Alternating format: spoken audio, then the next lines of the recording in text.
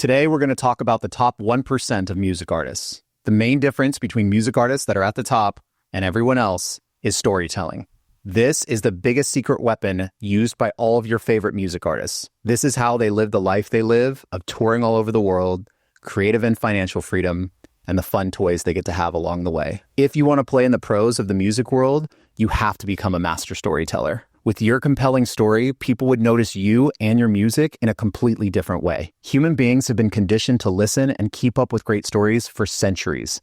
It's part of our DNA. And if you want people all over the world to hear the music you've worked so hard on, you're gonna need a great story to go alongside it.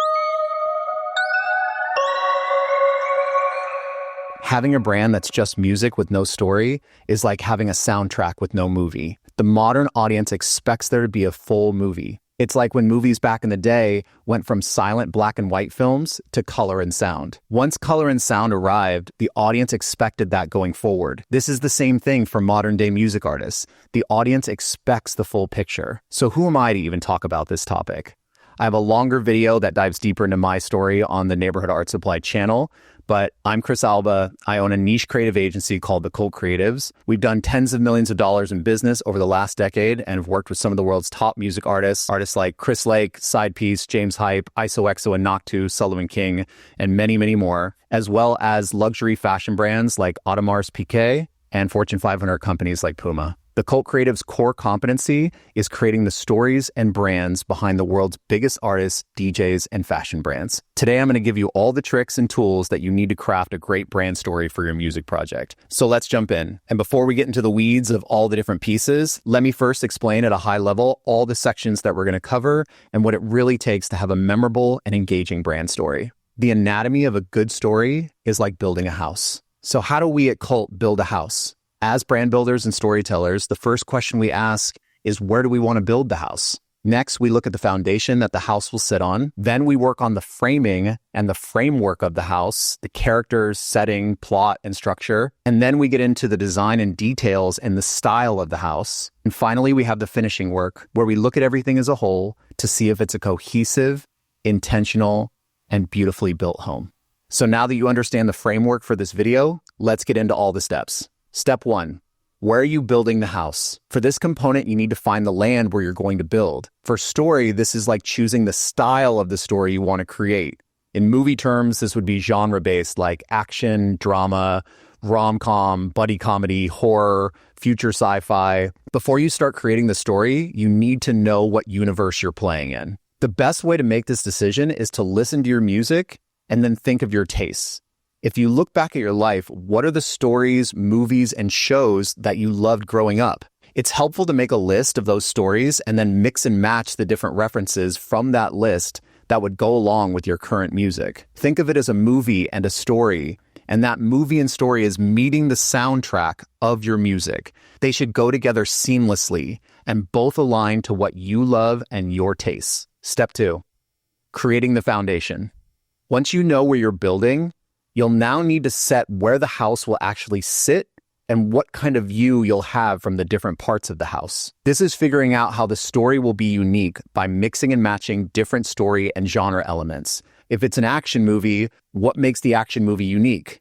Maybe this action movie is all about cars and street race culture like Joyride. Maybe it's a comedy movie, but this comedy movie is set in the future and in space. Maybe this is a hero's journey story about an artist chasing their dreams, but it's shot and feels more like a modern day reality show. Maybe it's a horror movie that's a tragedy about consistently facing one's ego and losing. And again, the best way to find this is to look at your list of things that you love and loved growing up. And when you feel like you found something, a unique idea or a unique blend, line it up with your music. Does the soundtrack match the movie? And if you can nail this, you're in a great space, but without the next part, the house might be kind of shaky. Step 3, designing the blueprints. Okay, so now you have the foundational elements of the story, so you can start to define the rules of the universe. When does the story take place? Is it modern day, the past, the future? Generally, where does the story take place? Is it in a city or a certain part of the world? This was huge in the era of hip hop. So many of those brands were created on the backbone of places where the rappers came from. Since they were rapping about real things, it should be about where they were really from. For example, Jay-Z has a New York City brand position and perspective, where Kendrick Lamar has a West Coast Compton point of view. But your brand doesn't necessarily need to have a real-world setting. Depending on the brand, it could be completely made up. But either way, once you know where the story will take place, then you can define the rules of the universe. So inside of the universe, what can happen? What can't happen? This is important as it further defines the story's uniqueness. For example, in Enima's brand story, he has highly produced 3D robotic characters and futuristic environments where the characters use performance movement and scenarios to convey the feelings and emotions being played during the show. Where Fredigan's brand couldn't be more different. His brand is built on the authenticity of his life and the real things that are happening around him. So he would never present synthetic visuals for his brand. Everything has to always feel real. And there's no right or wrong answers here. The right answer for you is what aligns to you, your beliefs, your values, and most of all, your taste. If it feels deeply authentic to you and your music, you're in the right place. And let's quickly define authentic. My definition of authentic is that it genuinely comes from you, your life experience, your taste, real opinions. This is authenticity. But in the next section, I'm going to talk about character, which is the reason that people watch the movie and listen to the story. This next part is vital. Step 4, framing the house. Characters. Who are the characters inside of the story? For some artists, this will be easy as they will be the main character. But for some brands that are more built in a universe, this might not necessarily be the case. We have a saying at Cult that you either play the brand or you play the man or woman. A brand like Tiesto has Tiesto as the main character. So all of the forward-facing brand elements and story is about Tiesto. It's his likeness on everything. But brands like Eric Prydz or the Gorillaz or Excision, for example, these brands are more about the universes that they exist in. Many fans actually don't know what Eric Prydz or Excision even look like, but they can tell you all about the visuals for the Prydz Hollow show or the metallic dinosaurs or evil Shrek visuals at an Excision show. These artist projects rely more heavily on the brand story, the universe, and the visuals than the person themselves.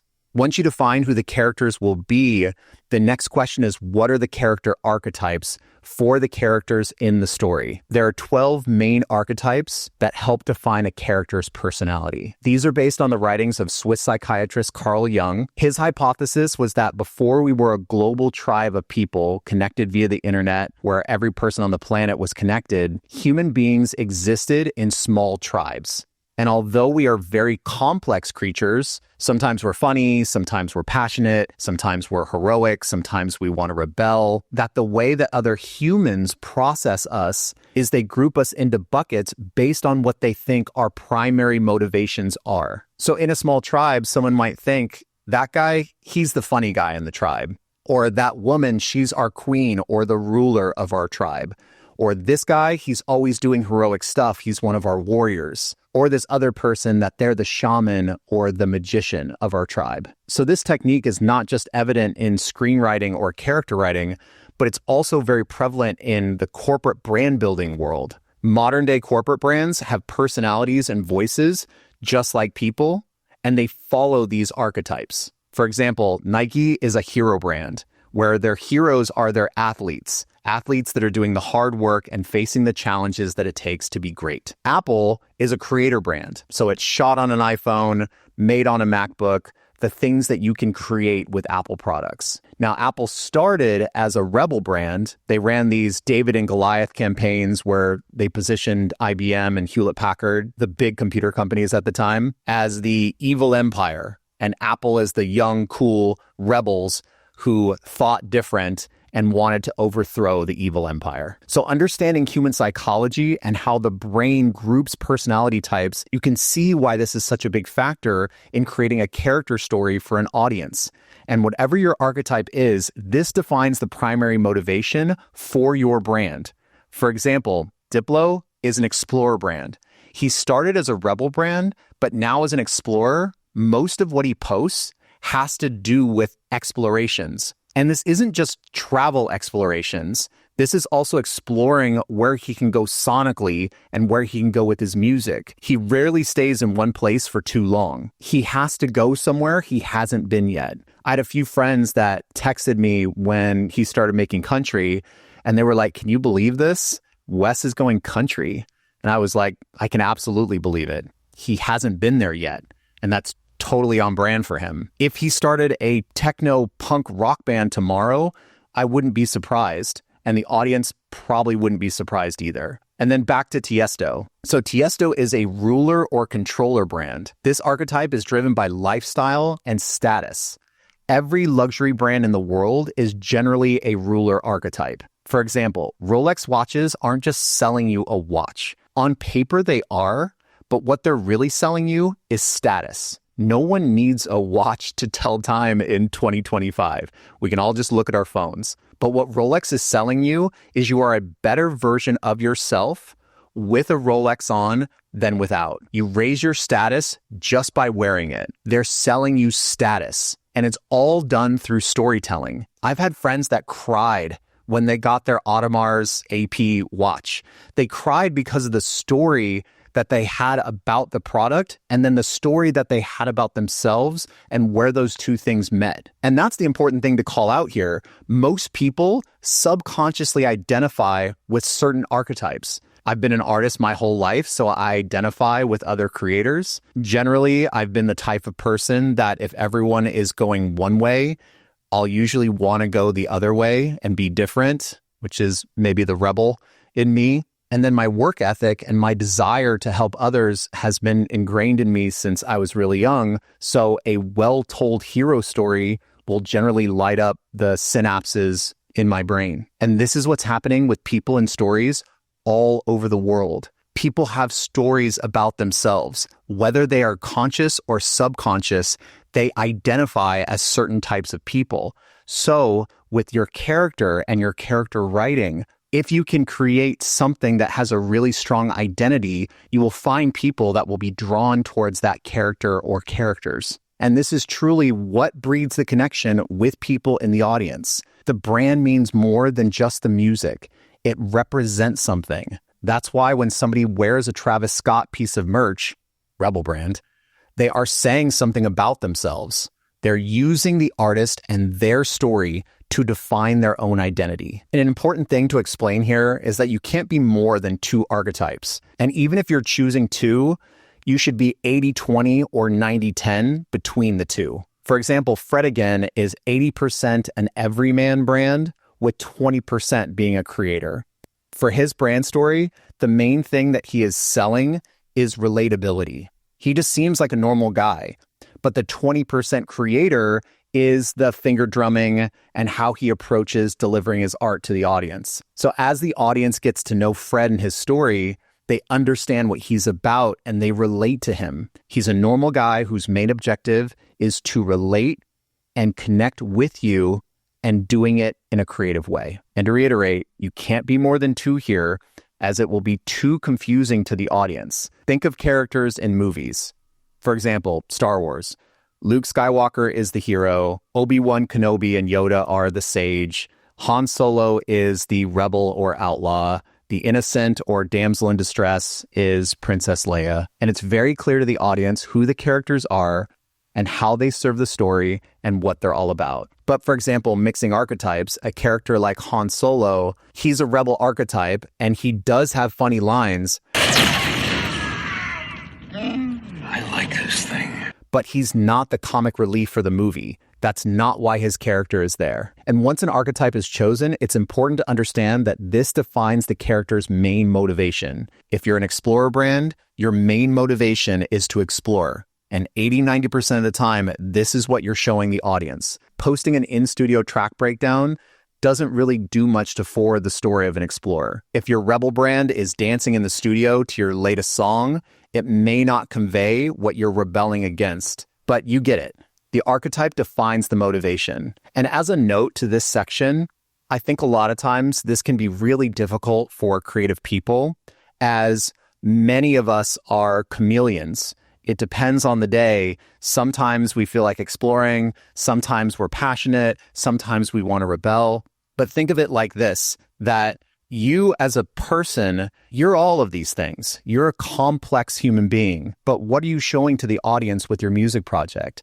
It's similar to, you might not show all of yourself to the barista at the coffee shop. You might not show all of yourself to your grandparents. You might not show all of yourself to the promoter at the party. You're showing them sides to yourself based on the relationship. And the relationship you have with an audience is that you are presenting a story that has your music, and what of the story do you want to show them? Which brings us to the next part of building the house. You're going to need strong walls to house all of the story that you've created. Ever wonder how to truly cut through the noise and get your music to a broader audience?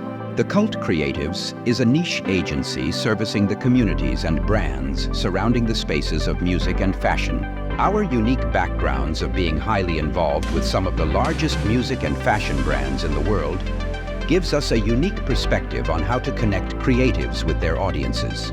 We offer a variety of services including creative direction, design, photography, videography, and strategy. Head to thecultcreatives.com to learn more. The Cult Creatives, not to be replicated, but if you try, we wouldn't blame you.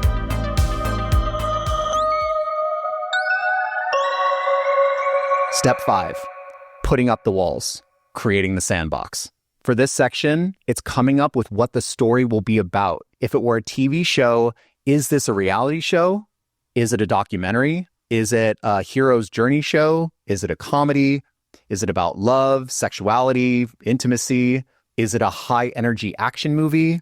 Is it sci-fi? Is it set in the future? Is it set in the past? Finding this brings up the walls on the house, the positive protective constraints that the brand and its story will live inside. It provides the structure and the filter with which all creative ideas having to do with the brand story will run through going forward. Where you go from here will define all future steps of the build. You've answered thousands of future questions just by answering this one. And the next thing to think about is, what is going to happen in the show? What is the audience going to watch? Is this a story about ascension? A hero wants to make it to the top of the mountain to help others, and they're met with challenges along the way. Is this a comedy story that guarantees laughs and smiles each time the audience experiences the brand? Is this a rebel story where the artist is going to take on a group like the music industry or the status quo, and by being different and rebelling, are going to be able to move closer to their goals? If you can answer these questions, you also just answered the majority of what your content should look like for your content strategy. This is the show that the audience is tuning in to watch. And once you have a sense of the story, you should very clearly be able to explain your brand story and concept in a short elevator pitch that's 3 sentences or less and would be 30 to 60 seconds long, the time usually spent with somebody in an elevator. And here's a few examples of music artists' brand story elevator pitches. So ISOXO and Knock2, high energy rebel brands that focus on the freedom of expression. The brand will celebrate outcasts and incite a feeling of positive rebellion at every turn. The visual identity will have an edge and will have undertones of nostalgia with rock and metal influences. Two Friends, an everyman brand about 2 lifelong best friends focused on relatability and fun. The two bring you into their normal, authentic world where extraordinary moments happen. Enima, a creator brand focused on merging the worlds of futurism, technology, and art into remarkable experiences for an audience. Pharrell Williams, a multi-medium creator full of color and inspiration. Themes of celebrating one's uniqueness and embracing change are evident all throughout the brand's touchpoints. Steve Aoki, a high-octane, action-based experience where energy is king. Themes of technology, rebellion, punk rock, and memorable stunts make this brand irresistible to thrill seekers. Gesaffelstein, a ruler-controller brand that matches avant-garde electronic music with high-end elevated visuals. The brand better resembles an expensive luxury fashion brand than it does a DJ producer project. Martin Garrix, a hero brand where a pure heart, determination, and an undying love of music drive the hero towards accomplishing greatness. Themes of relatability in challenging moments connect the audience to Martin and his story. Dylan Francis, A relatable comedy brand that uses sarcasm, ironic scenarios, and reoccurring characters to engage the audience through laughter. Strong comedic writing and shareable storylines are the backbone to his brand. So you see, just by having this elevator pitch, it allows the positive constraints of defining what the story will be. Everything. Even when you get into a simple one-off social post, it'll point back to this greater narrative and story. As a note here, sometimes artists will get scared of locking into a story as it can feel confining to their creativity. But keep in mind, as long as you're aligned to your brand's values, your mission, and your unique point of view, you can always update the movie or create a new chapter. And if you look at someone like Kanye, love him or hate him, there are different chapters in his overall story that have been like different movies in the same franchise. There's College Dropout Kanye, there's 808 Kanye, there's Pablo Kanye, there's Donda Kanye, etc. But in all these Kanyes, Kanye has always been Kanye. There are through lines with all those chapters of his career that tie back to his greater story, his motivations, and his position. And for Kanye, Chicago was a big part of his story. And that's what we're going to talk about next, the setting. Step 6, overall design style, the setting. Where does the story exactly take place? So as we worked out before, where the story generally took place in this area, but now that we know who the characters are and what the premise of the story is, we can then look at the exact place where the story is going to be set. For example, if your story is generally set in a future city, now that we're at this phase, what future city is it? Maybe it's Tokyo. And maybe even more specifically, it's the western part of Tokyo near Shinjuku or Shibuya. Or like how we said Jay-Z's brand was a New York City perspective, maybe yours is also New York, but where in New York? Maybe it's Brooklyn.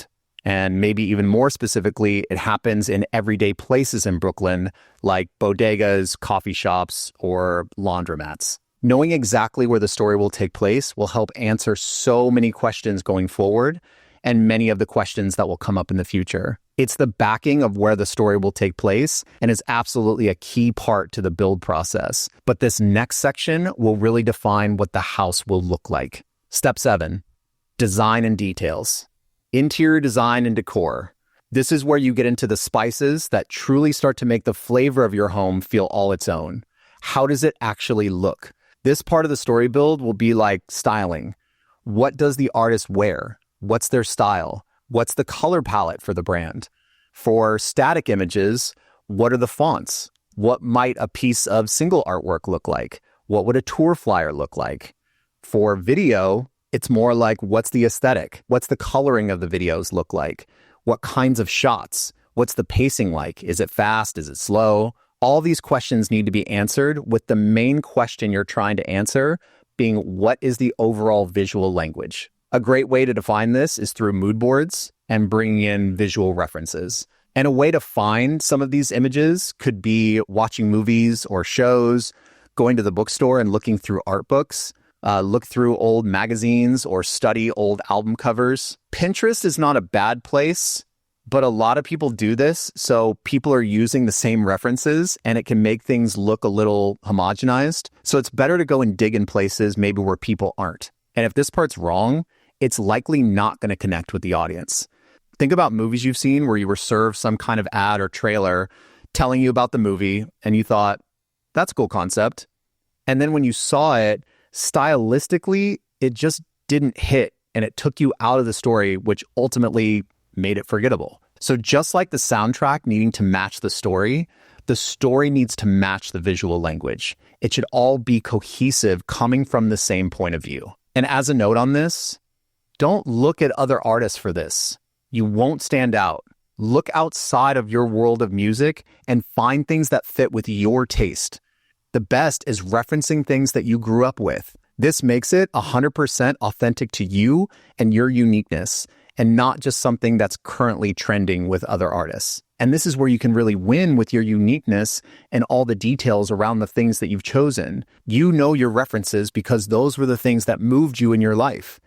And really often, the details are what the audience actually remembers. The details are what brings the brand to life and burns it in the minds of the people that are experiencing it. Step 8, finishing.